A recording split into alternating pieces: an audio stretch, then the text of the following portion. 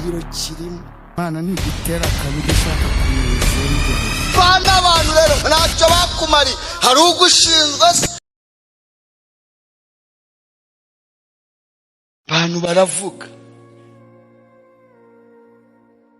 uraceceka ngo wirase, wavuga ngo wishyira imbere, wananuka ngo waranduye, wabyibuha ngo wayamaze, waba muremure ngaresha nk'ishyamba ritagwamo imvura, waba mugufi ngo ni igice, ntacyo wakora ngo unezeze, ujye ubyina uko ubyumva wikoze hariya ugaruka ubyine.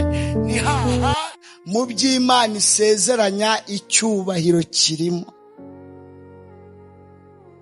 Imana irabizi ko umwana w'umuntu yaremye akunda, none iyo bigeze ku munyarwanda we turiyemera.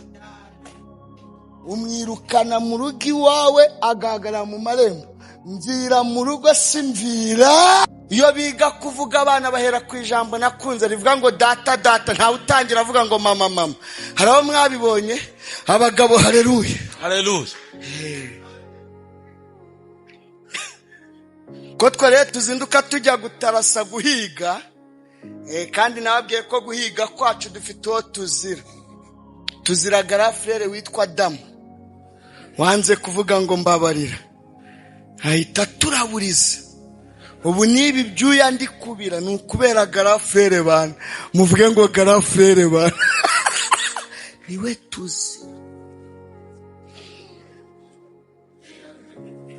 Jambo ry'inyuguti 9 kurivuga byaramunaniye. Imana itimukubita umuzigo. Erega imizigo ntago ari ya none gusa.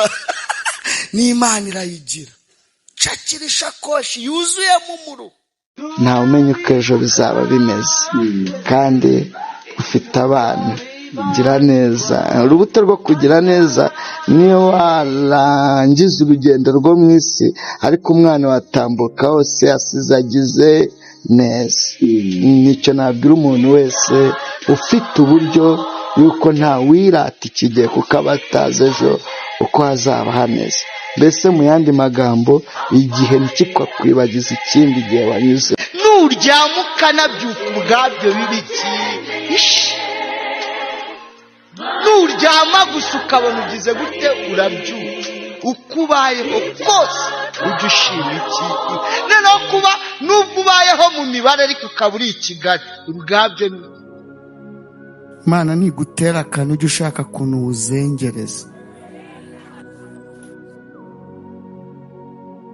Niba wajyaga urya inyama z'inka, ushaka uburyo uzirya ariko uziguze ziseye. Abantu bawo mashize bararira amarira, biyorosa amarira, bisegura amarira,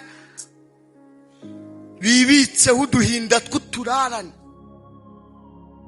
Bese bavukiye mu gahinda, bakurira mu gahinda, bigana gahinda, barangije bashomerera mu gahinda, babonye akazi ababosi babahebera uduhinda, banashatse abagabo muri fiyansaye bababwira ngo nzakubera so na nyoko, ahita amubera umukomando, ahubwo amubera buriseri. Basigaye abantu bicaranye uduhinda, bagendana uduhinda, banabyaye abana, babyara abana b'abamarine. Mbese ku buryo umuntu mu kubaho ko kose ari ubuzima bw'imibabaro gusa.